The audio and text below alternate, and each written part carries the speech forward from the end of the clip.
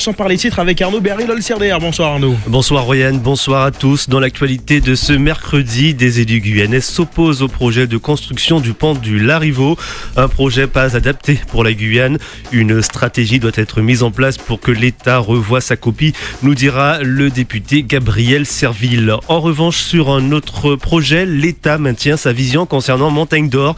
Il a déposé un recours devant le tribunal administratif de Cayenne contre la prolongation des concessions minières de la compagnie. Pour en parler, nous recevrons en direct par téléphone Manouchka Ponce, coordinatrice pour Guyane Nature Environnement. Dans l'actualité du coronavirus, on prendra des nouvelles des étudiants en Guyane en cette période de crise sanitaire. Pour en parler, nous recevions ce matin l'ex-vice-président du conseil académique de l'université de Guyane, Andrew Wandovar. Il était l'invité du 7h de Victor Zamit.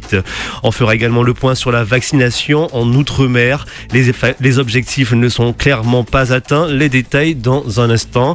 Et enfin, dans les EHPAD, tous les résidents ne sont pas vaccinés. Alors, comment se passe le quotidien à l'intérieur ? Y a-t-il des zones réservées aux vaccinés et aux non-vaccinés ? La réponse en fin de journal. Voici votre édition de 18h de la rédaction de Radio Pays. Bienvenue.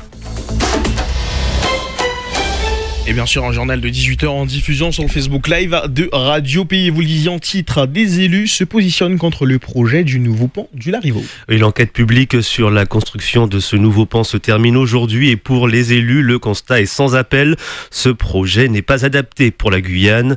Les deux députés de Guyane, François Ringuet, le président de l'association des maires de Guyane, se sont réunis hier à l'initiative du maire de Macouria, Gilles Adelson, pour tenter de trouver une approche pour contrer ou modifier ce projet. Il faut trouver la meilleure stratégie pour contrer ce projet, précise le député Gabriel Serville. Nous sommes en train de nous proposer de faire une motion des élus pour demander que le projet soit revu. Nous sommes en train de voir comment on peut mettre en place une pétition en ligne, comment on peut faire une pétition papier qui va permettre l'expression du plus grand nombre des automobilistes, des cyclomotoristes, des cyclistes et même des piétons qui utilisent le pont actuel pour demander au gouvernement de revoir sa copie. Je crois que c'est quelque chose qui peut se discuter, même si je n'apprécie pas du tout l'espèce de chantage qui est fait par l'État, qui consiste à dire que si vous ne consommez pas tout de suite les 100 millions d'euros qui avaient été prévus pour la construction du nouveau pont, vous risqueriez de les perdre. Je trouve ça abject comme attitude. Il faut vraiment que nous ayons une grande ambition pour ce territoire. C'est la raison pour laquelle nous nous sommes engagés à rester unis, à rester soudés, pour pouvoir faire entendre une voix commune, une voix cohérente de la Guyane, à la fois des élus, mais également de la population. Alors toutes les remarques des élus ont été entendues par les membres du CESES, Conseil économique, social, environnemental, de la culture et de l'éducation, qui a abordé la partie économique de ce projet. Une enquête sera menée par le Conseil pour trancher dans ce dossier. Et en politique, on connaît le nom du nouveau maire d'Apatou. Oui, François Locadi remplace Paul Dolianki à la mairie d'Apatou. L'ancien conseiller municipal de la commune de l'Ouest, François Locadi, fait partie de l'équipe Dolianki depuis 2008. Le conseil municipal d'Apatou l'a élu aujourd'hui à l'unanimité. On rappelle que Paul Dolianki a été démis de ses fonctions la semaine dernière par le préfet pour donner suite à la condamnation pour détournement de fonds, prise illégale d'intérêt et favoritisme. Le gouvernement s'est prononcé dans le dossier Montagne d'Or. Oui, il a déposé un recours devant le tribunal administratif de Cayenne contre la prolongation des concessions minières de la compagnie. Nous l'avons appris ce matin, une décision qui confirme la position de l'État contre ce projet tel quel. Il n'est pas compatible avec ses ambitions en matière d'environnement. Alors pour en parler, nous recevons Manouchka Ponce par téléphone, coordinatrice pour Guyane Nature Environnement. Bonsoir Manouchka Ponce. Bonsoir à tous. Alors, lors de la décision du tribunal administratif le 24 décembre dernier, vous espériez que l'État se prononce clairement sur le dossier Montagne d'Or. C'est chose faite. C'est une première victoire selon vous ? Alors, effectivement, c'est ce qu'on souhaitait, c'est que l'État fasse appel. Donc, oui, c'est une première étape. Après, on espère que l'État aura un argumentaire solide parce que, comme on le sait, il était absent en première instance et que c'est plus difficile en appel. Donc voilà, on espère. En tout cas, c'est un premier signe. Après, voilà, il y a plusieurs. Comment dire ça ? L'appel n'est pas la seule. c'est pas la seule chose que l'on demande à l'État, parce qu'il y a en parallèle la réforme du code minier, et on sait que il faut faire évoluer cette réglementation qui est quand même obsolète aujourd'hui, et de pouvoir interdire la mine industrielle aussi dans cette réforme du code minier. Alors certaines associations écologiques soutenaient que l'État ne prenait pas ses responsabilités et même le soupçonnait de se servir de l'outil judiciaire. Alors aujourd'hui, ce recours démontre le contraire. C'est une étape. Après, la position de l'État est assez ambiguë parce qu'on l'a vu, l'État en 2019 a refusé le projet en l'état. Ça peut dire que si Montagne d'Or dépose un nouveau projet, c'est possible que l'État accepte, parce que voilà, c'était vraiment le projet qui était présenté à l'époque. Et après, à côté de ça, on a eu ce contentieux où l'État était absent en première instance. Donc pour nous, c'est vraiment une position qui est très floue sur ce dossier. C'est un premier signe, mais on reste vigilant, bien évidemment. Alors l'État a tout de même précisé que le projet n'était pas compatible tel quel. Donc vous craignez de nouvelles mauvaises surprises par la suite. Le Montagne d'Or lâchera pas l'affaire, ça on s'en doute. Donc sur le plan judiciaire, effectivement, il y a plusieurs stratégies possibles. En tout cas, l'État suit ce qu'on a demandé, donc on verra ce que ça va donner. Alors pour terminer, Manouchka Ponce, je rappelle que vous êtes coordinatrice pour Guyane Nature Environnement. Selon vous, les prochaines étapes dans cette affaire, c'est le code minier. Quelle est votre position par rapport à ce code minier ? Effectivement, donc il y a des discussions en cours sur la réforme du code minier à l'heure actuelle. Des premiers travaux qui sont sortis, il n'est pas prévu d'interdire le cyanure ou tout type de mine à ciel ouvert. Donc là, pour l'instant, nous on reste vigilants là-dessus parce que c'est pas prévu pour l'instant. On espère que l'État restera cohérent dans toutes ses décisions en interdisant la mine industrielle en Guyane via la réforme du code minier, parce que c'est une étape fondamentale, parce que sinon on va devoir se remobiliser à chaque projet. On a entendu parler du projet Espérance, et ça c'est plus possible. Il faut que l'État soit cohérent lorsqu'il dit qu'il faut s'opposer à un projet qui n'est pas de la hauteur des exigences environnementales, que ce soit sur le plan juridique, que ce soit au niveau des réformes du code minier, bien sûr. Très bien, merci Manouchka Ponce d'avoir répondu à ces questions. Je rappelle que vous êtes coordinatrice pour Guyane Environnement. Radio Pays, la suite du journal, Arnaud Béhari-Lolsirden. Et on fait le point épidémiologique comme chaque jour. Il y a un nouveau décès à déplorer d'un patient atteint de la Covid-19 ce mercredi et 33 nouveaux cas déclarés positifs sur 916 tests réalisés.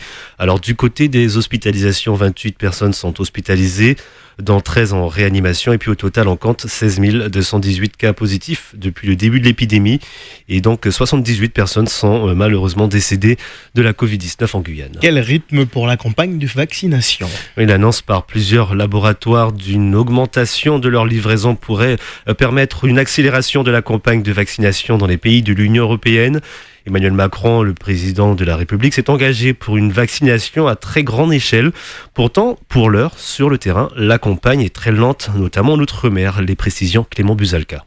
Tous les adultes français qui le souhaitent pourront bénéficier d'un vaccin contre le Covid-19 d'ici à la fin de l'été, a annoncé Emmanuel Macron. Le chef de l'État a précisé que les 500 000 résidents volontaires dans les EHPAD auront tous été vaccinés début mars.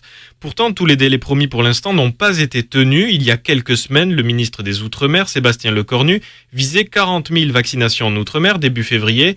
Aujourd'hui, moins de 14 000 doses ont été injectées dans ces territoires.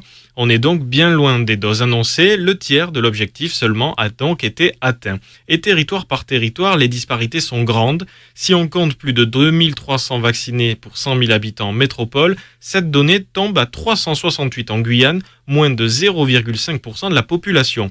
Tenir les délais promis par Emmanuel Macron va être un sérieux défi, notamment en Outre-mer, surtout quand on sait que la vaccination n'a toujours pas démarré dans certains territoires comme Saint-Pierre-et-Miquelon ou encore Wallis et Futuna. On prend des nouvelles d'Eliane, la première guyanaise vaccinée contre le Covid. Eliane est résidente de l'EHPAD Saint-Paul de Cayenne. Elle avait été vaccinée il y a 3 semaines. Et aujourd'hui, mercredi, lui est administré la seconde dose du vaccin Pfizer BioNTech contre le Covid-19.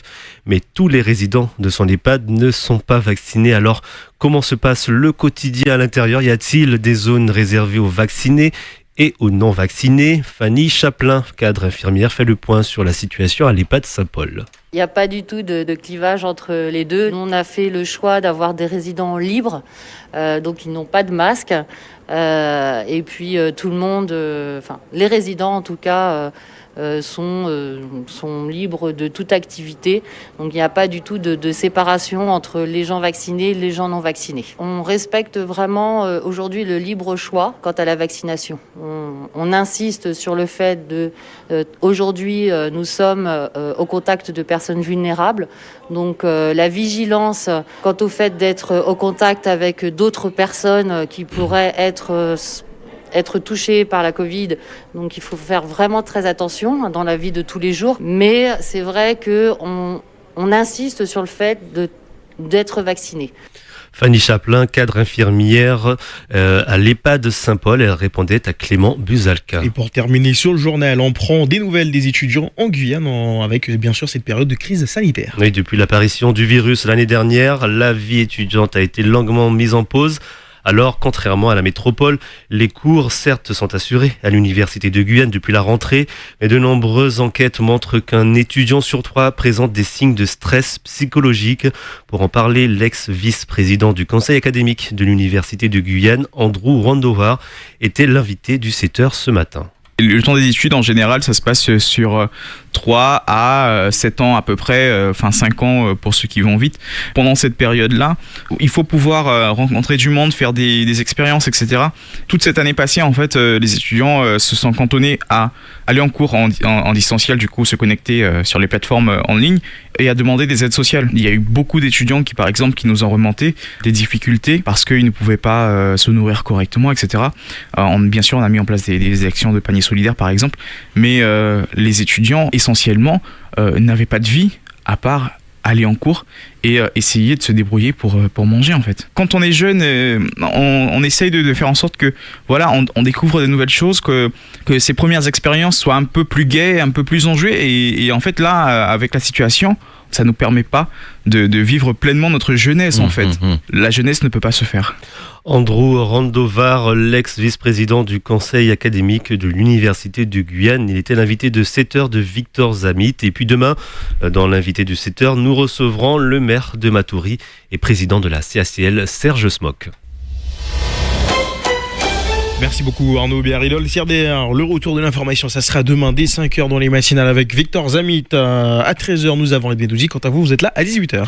Merci, une très belle soirée à l'écoute de Radio Pays. Et en journal de 18h à revivre également sur la page YouTube de Radio Pays.